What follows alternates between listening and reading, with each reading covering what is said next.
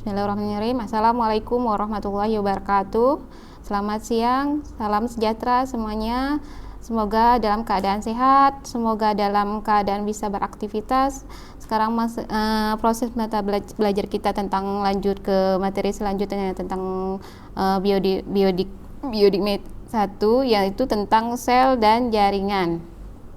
Baiklah, kemarin kita kan materi yang ketiga kita sudah bahas tentang sel, sistem tubuh dan sel. Sekarang saya lanjutkan selnya karena materinya banyak, karena saya lanjutin tentang ini. Baik, pertama sel adalah saya ulangi, sel itu adalah unit kerja paling mendasar dari semua organisme.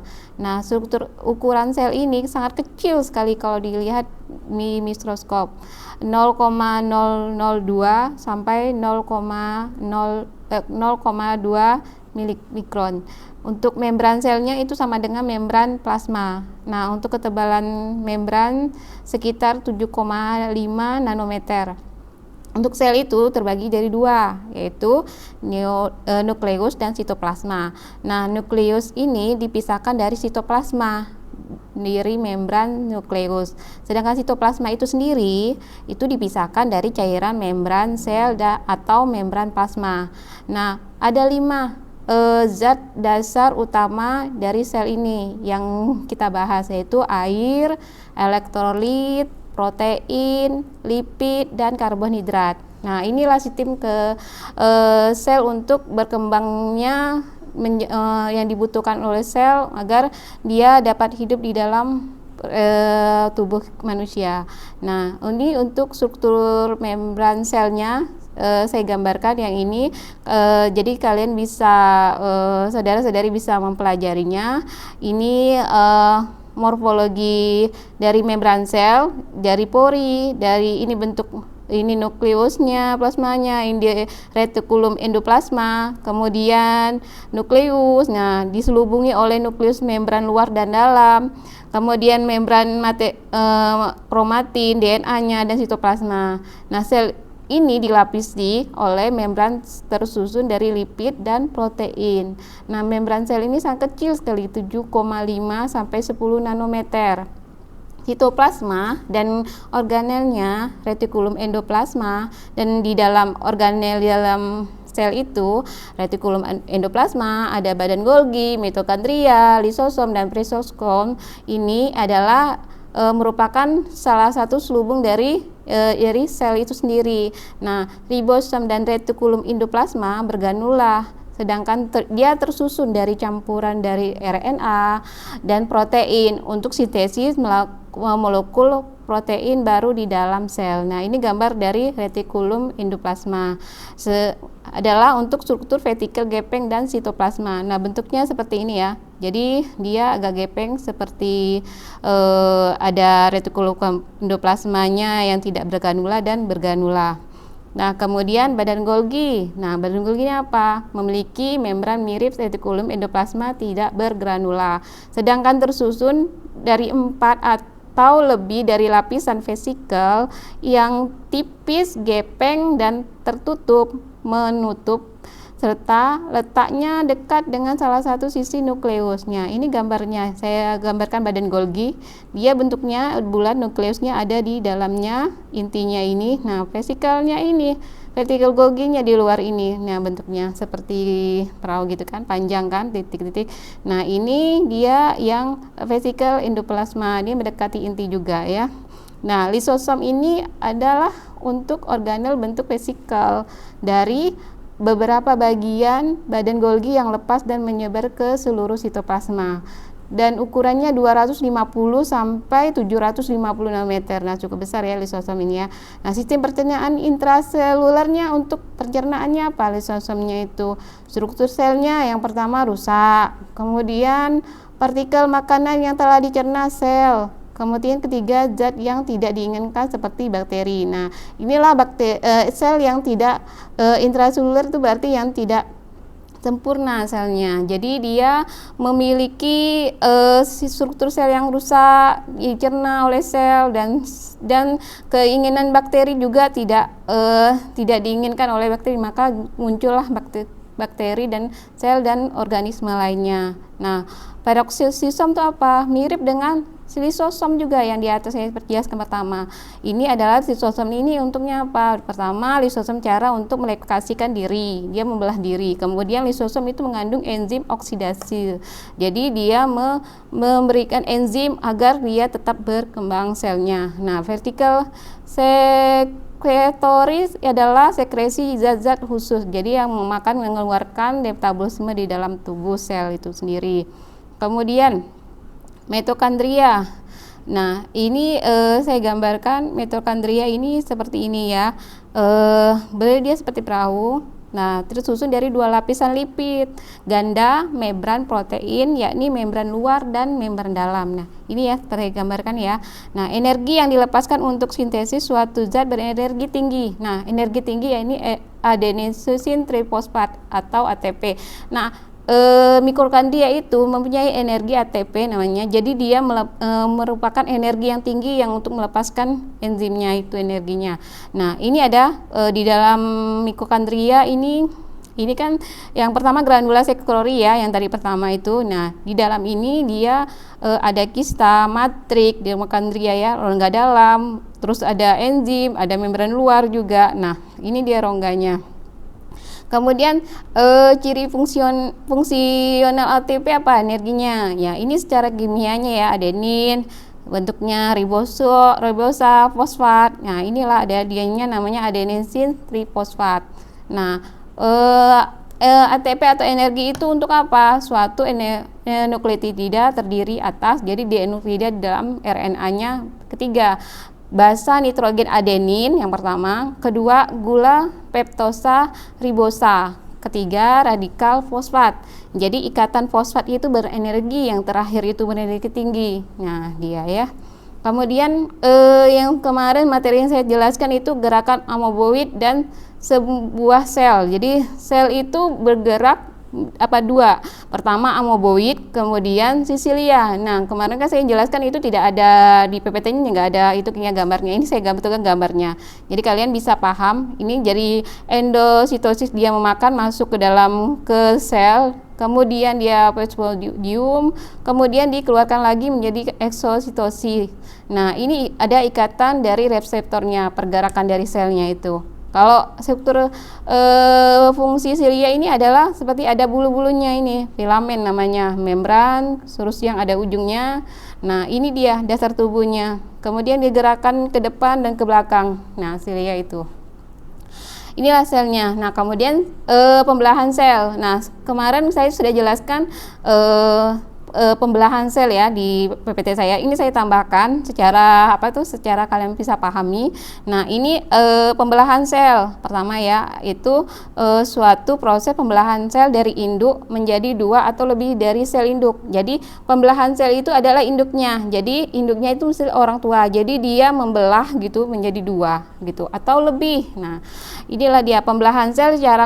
Pembelahan sel ada tiga ya. Pertama amnisotosis, ada meiosis, ada mitosis. Ada materi literatur ada dua aja juga, mitosis dan meiosis, tapi ada juga tiga. Nah, yang pertama ini saya mendapatkan materi biar lengkap adalah cara amitosis, yaitu pembelahan sel secara langsung dan atau sederhana.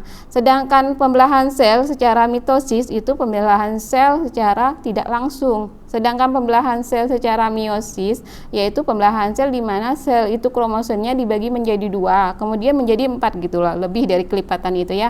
Nah, ini gambarnya sel mitosis dari sel induk ini. Kemudian perbedaannya mitosis dan meisosisnya ini ya. Kalau yang amitosis kan secara langsung, dia pembelahan langsung melahirkan gitu kan. Nah, kalau pembelahan mitosis dan meiosis, dia dari sel induknya dari gembar dari 2 menjadi 4 gitu ya. Nah, ini kalau mitosis dari sel induk replikasi DNA-nya kemudian menjadi 2, dapat dari 2 sel anaknya. Kalau meiosis itu dia sel induknya kemudian direplikasi dari DNA, kemudian dia terdapat jadi 2. Nah, 2 itu dia dapat lagi 2 lagi. Jadi 4 kelipatan nih sel anaknya. Ya, gitu ya. Bedanya seperti itu. Nah, kita sekarang bahas ke jaringan. Nah, jaringan itu apa? Kemarin kan seminggu lalu saya sudah jelaskan. Jaringan itu adalah jaringan kelompok sel yang tersusun menjadi satu dan mempunyai fungsi yang sama atau tertentu ya. Jadi jaringan itu selalu berkaitan dengan sistem tubuh manusia, selalu berkaitan dengan sel, karena jaringan itu adalah sistem untuk pergerakan atau sistem saraf pada organ tubuh manusia. Oke. Nah, jaringan yang pertama, jaringan tutup. Penutup itu pelindung pada tubuh kita ya. Nah, jaringan yaitu jaringan yang menutupi tubuh dari bagian luar dan dalam tubuh bagian dari manusia itu sendiri, tubuh manusia. Misalnya kulit, jadi dia menutupi di bagian di luar. Nah, jaringan penutup ini ada dua, jaringan epitel dan endotel. Nah, jaringan epitel itu apa? Nah, jaringan epitel ini berhubungan dengan udara. Dari apa yang kita keluar, misalnya keluar dari rumah, nah udara yang masuk itu, jaringan epitel dalam kulit kita ini, di jaringan keluar ini adalah bentuknya pipih atau epitel quasmosa. Nah, bentuknya kubus kalau dilihat mikroskop ya. Apabila kita ngambil di jaringan di mikroskop, kita lihat itu ada jaringan kubus atau jaringan epitel kumboide atau jaringan bentuk silinder atau epitel kolumnar. Nah, kalau jaringan endotel itu apa yang kedua? Itu tidak berhubungan dengan udara. Bentuknya kebanyakan epitel sederhana dengan bentuk gepeng komosa. Jaringan ini terdapat di dinding pembuluh darah. Jadi di dalam tubuh manusia. Nah, seperti peredaran darah, pembuluh darah, pembuluh limfa, dinding jantung di bagian dalam. Nah, di dalam itulah, di dalam tubuh endotel jaringan kita ini dia terlindungi. Nah, kemudian jaringan fungsi jaringan epitel apa yang karena dia terkena udara itu ya. Nah, pertama protektor, melindungi jaringan yang ada di bawahnya. Jadi di bawah kulit kita ini, jadi dia melindungi untuk protektor untuk zat-zat virus atau bakteri di dalam tubuh kita. Nah, kemudian absorptor yaitu menghisap zat-zat dari luar, misalnya dari sinar matahari yang kita kenakan di tubuh kita, jadi terlindungi. Tapi zat-zat sinar matahari vitamin itu menyerap kepada tubuh kita, atau baik itu tumbuhan ataupun hewan ataupun manusia. Jadi dia menyerap vitamin-vitamin dalam tubuh kita ya. Nah, kemudian sekretor mengeluarkan zat-zat yang berguna bagi tubuh berupa kelenjar eksokrin. Nah, kelenjar ini keringat yang kita apabila kita berjemur di panas, kelenjar yang kita berkeringat itu yang keluar daripada jaringan dalam kulit kita. Nah, kemudian ekstraktor mengeluarkan zat-zat yang tidak berguna lagi. Apabila dia sudah banyak keluar, itu tidak akan menyerap lagi ke dalam kulit kita. Nah, kemudian reseptor menerima rangsangan dari luar. Apabila kita mendengar apapun kita tersentuh dengan yang panas zat pada kulit kita, nah maka gitu penerima dalam refleks dalam reaksi imun kita dalam tubuh kita itu dia akan merangsang dalam tubuh kita. Misalnya kulit terkena panas atau telinga kita berdenging atau sakit, nah itu rangsangan pada saraf pada kulit jaringan kita ya. Kemudian filtrator atau penyaring zat-zat. Nah, penyaring itu misalnya filtrasi vitamin-vitamin dalam tubuh kita, dia udah menyerap dalam tubuh kita agar dapat melindungi dari virus-virus yang tidak kita inginkan ya. Kemudian jenis-jenis jaringan epitel. Nah, jaringan epitel ini jenisnya ada dua, jaringan epitel membran dan jaringan epitel granular. Jaringan epitel membran itu apa? Pertama, jaringan epitel sederhana menutupi lapisan setebal satu sel. Jadi dia hanya tipis sekali. Kemudian jaringan berlapis palsu majemuk, lapisan setebal satu sel. Jadi sangat kecil dia akan melapisi ya kulit kita ya. Nah, kemudian jaringan berlapis, susunannya berlapis-lapis sempurna. Nah, ada berlapis-lapis pada kulit kita. Seperti kita gemuk, jadi ada zat-zat jaringan dalam organ tubuh kita ini, lemak-lemaknya itu dia akan menimbun pada kulit kita, jadi berlapis-lapis jadinya ya susunannya. Kemudian jaringan epitel granular, jaringan epitel kelenjar eksokrin. Hasil ekskresinya ke tempat memerlukan seperti pankreas. Jadi jaringan yang kita makan, misalnya jaringan yang dalam perut kita diekskresi pembuangannya. Jaringan daripada pembuangan sekresi itulah yang kita buang agar kelenjar eksokrinnya tidak menyerap ke yang lainnya ya. Kemudian jaringan epitel kelenjar endokrin, hasil sekresinya langsung ke dalam pembuluh darah. Jadi dia mengalirkan pada pembuluh darah dan vena dan seluruh organ tubuh manusia. Nah, kemudian ini morfologi jaringan. Nah, seperti ini. Nah, ini letaknya. Kalau jaringan ikat itu di dekat di paru-paru kita ya. Nah, kemudian di jaringan saraf di otak kita. Nah, ini saya gambarkan morfologinya. Kemudian jaringan epitel itu letaknya di mana? Di lengan pada kulit kita. Nah, kemudian yang kita bahas tadi kan jaringan epitel kan di lengan pada kulit kita di luar kan. Kemudian jaringan otot jantung. Nah, di jantung letak kita. Di otot polos di mana? Di usus. Nah, ini dia gambarnya kalau dilihat secara mikroskopis ya. Nah, ini jaringan bentuknya jaringan ikat, jaringan epitel, ada intinya di dalamnya. Kemudian jaringan otot, dia bergaris-garis. Nah, kemudian jaringan saraf, dia bentuknya seperti saraf ya, otak. Kemudian jaringan penunjang. Nah, jaringan penunjang itu apa?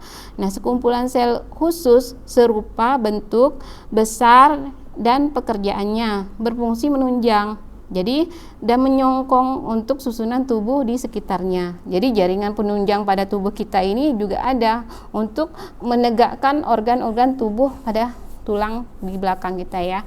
Nah, dia sebagai penunjang aja. Jaringan penunjang ini terdiri dari apa? Jaringan ikat. Pertama, serabut-serabutnya kenyal dan kolagen bentuknya. Jaringan rawan, kartilago. Nah, kemudian di dalamnya mempunyai lubang-lubang kecil, sel-sel rawan, lebih padat dan lebih kuat daripada jaringan biasa, elastis dan mudah dibengkokkan. Kemudian jaringan tulang kerasnya, di pada tulang keras ini, pada tangan kita ya, tulang keras ya, kaki juga kan tulang keras. Paling keras mengandung garam kapur fosfat, terdiri dari sel dan matriks sikutel, serat kolagen dan usus anorganik. Kemudian jaringan otot ya, di otot, di lengan, di lutut ya. Sel-sel ototnya bentuknya panjang dan ramping. Nah, saya kan udah gambarkan ya di atas ya. Otot serat, lintang, otot lurik, otot polos, otot jantung. Nah, itu dia di otot jantung. Kemudian jaringan saraf, sel saraf yang panjang dan halus bentuknya. Intinya dalam protoplasmanya itu tebal dan fungsinya untuk menghantarkan sinyal atau impuls saraf. Jadi saraf otak kita ini mempunyai jaringan. Jadi otak ini merangsang apa yang kita terima pada informasi. Jadi otak juga mempunyai saraf. Nah, kemudian otak juga mempunyai sel, yaitu namanya RNA atau DNA. Nah, jaringan saraf ini, jaringan yang terakhir ini jaringan cairan. Nah, jaringan cairan ini adalah jaringan darah dan sel darah yang terapung dalam cairan. Jadi cairan darah dalam pembuluh darah juga ada jaringan, yaitu eritrosit, leukosit, trombosit, atau dia limfosit. Jadi di dalam sel darah di vena kita ini, di dalam tubuh kita ini, nah ada juga jaringan darahnya, cairan namanya, jaringan cairan. Kemudian untuk selanjutnya ini jenis-jenis jaringan ikat. Nah, jaringan ikat ini ada 5. Jaringan embriologi, jaringan yang pada di reproduksi kita. Nah, wanita ya.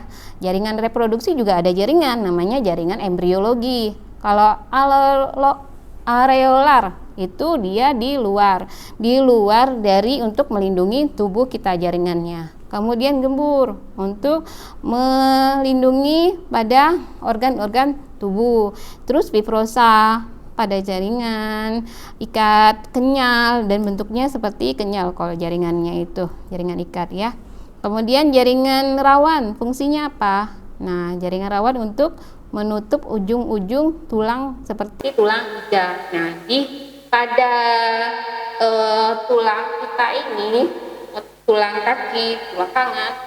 Nah, ini ada penutup ujung-ujungnya tulang ini, fungsi tulang rawan ini. Nah, kalau nggak ada tutupnya dia nggak akan bisa bergerakkan. Itulah tulang rawan misalnya. Terus embrio sebagai penyangga sementara dan menjadi tulang yang keras. Apabila janin yang tumbuh di dalam jaringan pada perut kita wanita hamil, dia jaringan yang rawan itu dia menjadi keras tulangnya apabila sudah berumur 9 bulan atau 8 bulan. Pembentukannya sudah prosesnya pada embrio ada janin sudah berkembang baik ya. Kemudian sebagai penyangga atau tulang hidung atau telinga. Nah, hidung ini apabila kita punya hidung agak mancung ya, kayak orang Arab itu kan mancung hidungnya. Ini penyangga untuk dia membentuk rupa pada wajah kita. Juga sama dengan telinga. Telinga juga ada penyangga. Kalau nggak ada telinga, kita nggak ada bisa mendengar. Jadi telinga ini apabila kita besar normal, dia menyangga untuk mendengar apa yang kita terima informasi yang kita bicarakan ya, ini ya. Terus menyambung antara tulang, yaitu sendi. Nah, sendi-sendi pada tulang kita ini, tulang rusuk, tulang pada kaki, otot, semuanya ini adalah penyambung untuk kita bisa makan, untuk kita bisa berjalan. Nah, itulah dia.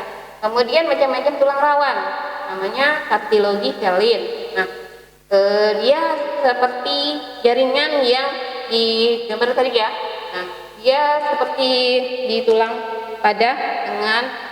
Nah, kemudian elastis, dia bentuknya seperti ringan, longgar ya, elastis dia bisa bergerak. Nah, kemudian fibrosa. Nah, kemudian fungsi jaringan tulang. Tulang ini apa? Kan tulang kaki, tulang tangan untuk menjaga berdirinya tubuh. Kalau kita nggak ada tulang untuk menyangga, kita nggak akan bisa tegak, nggak bisa bungkuk, nggak bisa tiarap. Nah, dia fungsinya untuk menjaga agar dia posisinya baik untuk tulang itu ya. Dan kemudian bentuk rongga untuk menyimpan organ yang halus. Jadi organ-organ yang halus apabila kita punya tulang, dia ada tulang halus, tulang kecil, dia sebagai penyangga untuk menyimpan organ yang besar itu. Jadi dia bentuknya bersendian. Jadi dia membentuk sendi, kemudian tempatnya melekat di ligamen atau otot. Ya, di otot-otot tangan ini, seperti tangan ini, atau dia mempunyai jaringan pada tangan dan kaki, atau di bagian kepala atau di bagian tubuh di belakang, tulang belakang ini, dia mempunyai rongga-rongga untuk menyimpan tulang di dalam punggung kita ya, agar tetap tegak, berdiri, bisa bungkuk, bisa duduk. Nah, gitu ya. Kemudian fungsi jaringan otot, ini apa? Kebanyakan terlibat voluter atau tulang tendon. Jadi tulang yang di otot pada kaki ini, tendon untuk penyangga ini. Jadi seperti otot tangan saya ini, jadi dia sebagai penyangga untuk tidak ototnya agar bisa digerakkan ya. Kemudian kontraksi otot sekler dan involter seperti kedipan mata. Nah, otot pada mata juga ada. Jadi dia bisa memorik untuk saraf pada jaringan kita bisa dikedip-kedipkan. Nah, itu sisemorik untuk jaringan otot pada mata, memori pada saraf kepada kepala kita, dia bisa mengkedip-kedipkan. Jadi dia memberikan reaksi gitu kan. Nah, kemudian darah itu terbagi dua bagian. Kemudian bagian cair warnanya kuning, plasma darah, zat warna, dan antibodi. Jadi bagian darah ini apabila kita darah yang luka, dia akan membeku apabila tidak ditutupi, berdarah kemudian tubuh dia akan membeku apabila kita sentrifus di dalam laboratorium. Nah, darah yang kita keluarkan di sentrifus dia akan membeku, kemudian dia menjadi plasma darah bekuannya itu. Nah, cairannya itu berwarna kuning. Kemudian bagian yang membeku warnanya merah. Nah, ada dua lapisan. Apabila darah yang kita sentrifus menggunakan alat, dia menjadi dua lapisan. Darah plasma di atasnya berwarna kuning, darah beku berwarna merah. Kemudian pembekuan darah itulah terdiri dari darah eritrosit, sel darah merah, leukosit, sel darah putih, kemudian trombosit, itu pembukuan darah. Nah, dan fibrin. Nah, kemudian terakhir adalah tugas kelompok. Macam biasa, tugasnya buat makalah satu kelas dibagi menjadi 3 kelompok. Jadi saya memberikan tugas kelompok ini biar teman-teman yang atau saudara-saudari yang bisa belum perkenalan jadi bisa kenal. Ini saya manfaatkan, jadi saya tugaskan kelompok biarpun kalian tidak bertemu tapi melewat WA. Jadi ini silaturahmi biar kalian kenal satu sama lain. Jadi terserah kalian bagi kelompok menjadi 3 satu kelas. Satu kelas kan ada yang 40, ada yang 30, saya nggak tahu, ada yang 39. Jadi dibagi satu kelas itu 3 kelompok. 3 kelompok itu saya temakan, terserah temanya apa, tapi berhubungan dengan sel, jaringan, dengan sistem tubuh yang saya sudah memberikan materi yang minggu lalu ya. Jadi dari 3 materi sistem tubuh, jaringan, dan sel, kalian mencari buat makalah. Makalahnya terdiri dari latar belakang, rumusan masalahnya apa, tujuan, tinjauan teori, pembahasan, kesimpulan, saran, dan daftar pustaka. Jadi dikumpulkan sebelum ujian tengah semester. Jadi masih ada waktu. Jadi setelah kalian bagi kelompok, pokoknya kelompoknya ada 3 satu kelas. Temanya tentang sel, sistem tubuh, dan jaringan ya. Oke, kurangnya saya mohon maaf. Apabila kurang paham, kalian bisa bertanya di WA saya atau di Kasum, nanti saya jawab. Terima kasih. Wassalamualaikum warahmatullahi wabarakatuh.